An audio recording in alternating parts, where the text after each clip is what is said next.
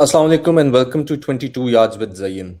Uh, Pakistan arrived at Lord's under pressure after crushing defeat in the first test at Headingley. But on day one of the second test, we finally saw a response. England finished on 248 for 9 from 56 overs, with bad light bringing play to early close. Mohammad Abbas led Pakistan's attack with 4 wickets. Mohammad Ali took 3. And for most of the day, Pakistan looked far more disciplined, focused, and competitive.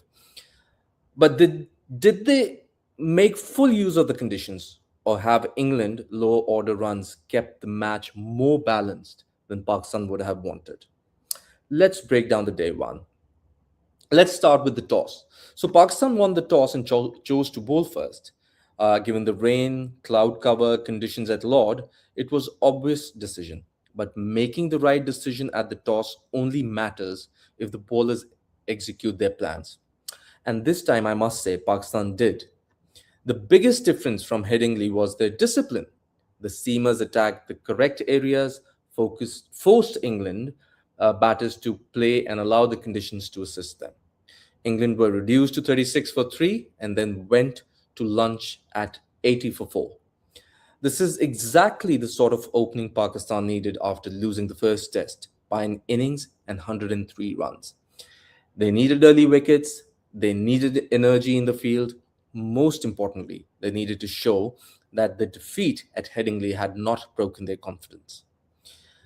The standout performer was Mohammad Abbas, who finished the day with figures of 4 for 56 in 15 overs. This was the classic example of Mohammad Abbas. He did not rely on extreme pace. He challenged the batters with accuracy, subtle movement, and the understanding of how to bowl in English conditions. He dismissed Emilio Gay, Ben Duckett, and the most important wicket of Joe Root during an excellent opening spell before returning later to remove Jofra Archer. The dismissal of Duckett was particularly important. The original appeal was turned down, but Abbas was convinced and Pakistan successfully reviewed the decision. That showed both confidence and clarity. Abbas knew what the ball had done, and he was proved correct. Joe Root was given an early life when Imam failed to hold a chance at third slip, but Abbas did not allow the mistake to affect him. He continued attacking the stumps and soon trapped the English captain leg before at the score of 4. That is the value of experience. A dropped chance can frustrate a bowler, but Abbas remained calm and created another opportunity. He's now one away from securing a place on the Lord's Honours Board. A big achievement, I must say. On this performance, he fully deserves the opportunity to complete his 5 wicket haul on day 2. On the other hand, Mohammad Abbas was not working alone. Mohammad Ali finished with 3 for 67 from his 17 overs and produced some of Pakistan's most effective deliveries of the day. His delivery to dismiss Harry Brooks was arguably the ball of the day. Brook had struck his favorite delivery for 4, but Muhammad Ali responded with one that moved back sharply and hit the stumps. That was an important moment because Brook is capable of changing the directions of the match very quickly. And we've seen that in the previous match as well, when he was being given a chance early on, and then he went on to make 91 important runs for his team. So Muhammad Ali later removed Jamie Smith for 61 and dismissed Ollie Robinson without scoring. The partnership between Abbas and Muhammad Ali was very crucial. Abbas created pressure through accuracy, while Ali attacked the stumps and found movement back into the right-handed batters. Khurram Shahzad also took a wicket, although his figures of 1 for 79 from 15 overs shows that he was more expensive than Pakistan would have wanted. He bowled some good deliveries, but Pakistan will need greater consistency from him as the test progresses. Now let's talk about the England's middle order fight back. Although Pakistan dominated the opening phase, but England did not allow the innings to collapse completely. Jordan Cox made 55, Jamie Smith scored 61 runs. Their 67-run partnership gave England a route back into the match. Cox showed patience and resisted Pakistan's attack when wickets were falling around him. Smith initially struggled for rhythm, but became increasingly confident as his innings progressed. This is where Pakistan may feel they missed an opportunity. At 80 for 4, with the conditions assisting the seamers, England were vulnerable. Pakistan had an opportunity to bowl them out for somewhere between 160 to 200. Instead, Cox and Smith were allowed to rebuild. The partnership was eventually broken by a superb one handed catch from Salman Ali Agha to dismiss Cox. An amazing catch, I must say.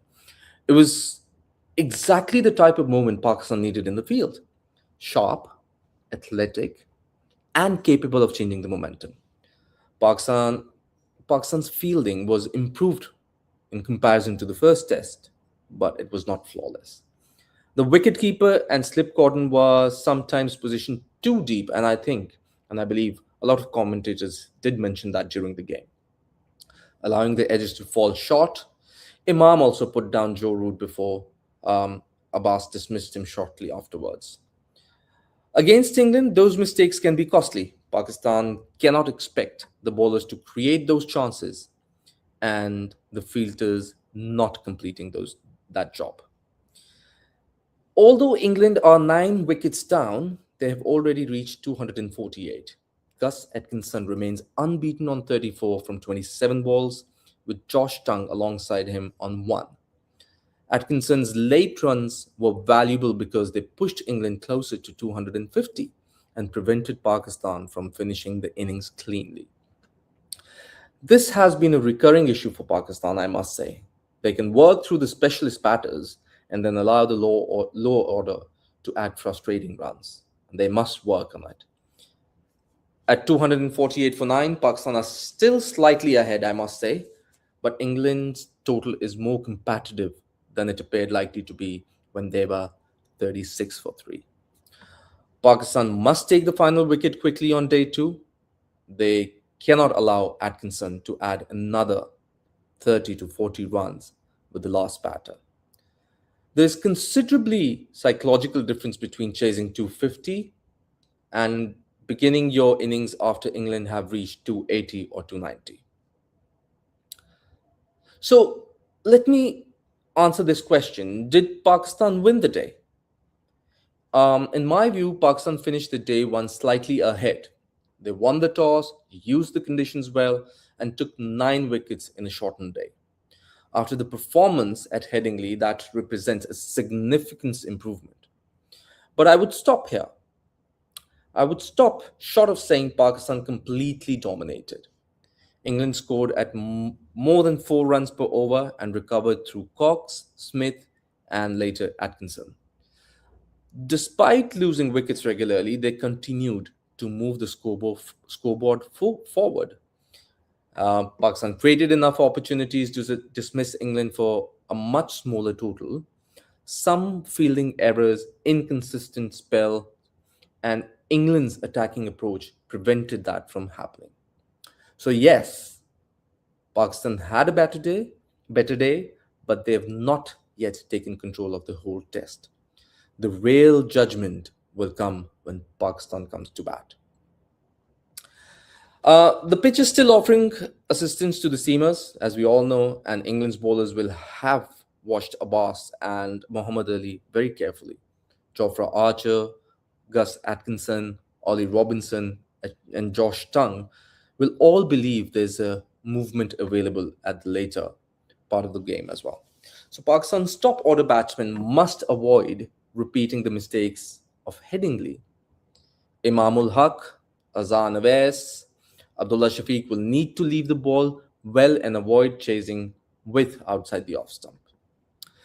This is not the surface where Pakistan should try to match England's scoring rate immediately.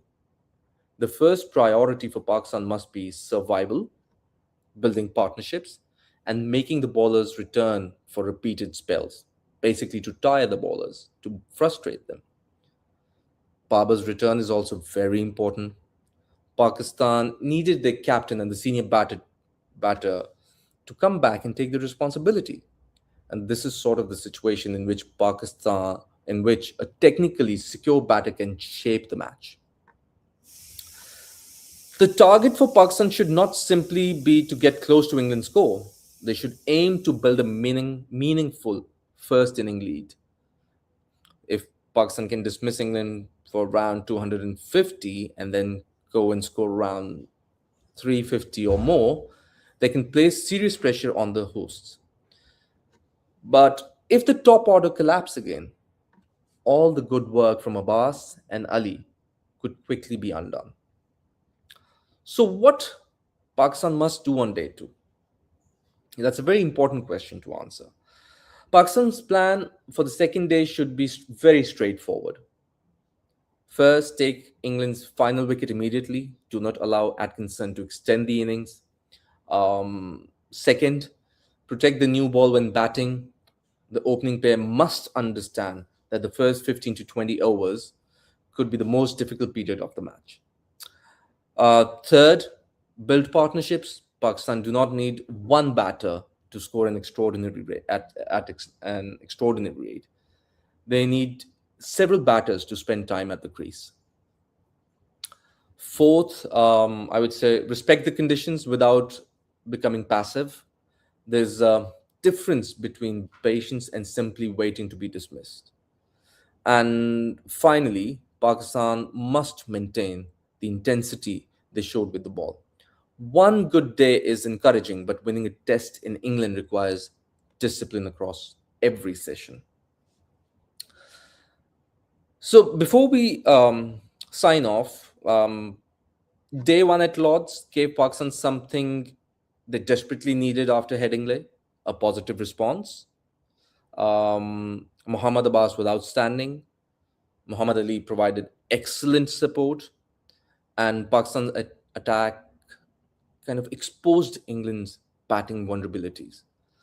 But England's recovery means the match still very much balanced. Pakistan have done the first part of their job. Now the batter must prove that the performance can become more than just one good day, and they have to take that responsibility.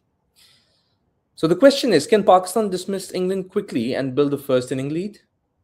Or will England's seamer produce their own response in helpful conditions?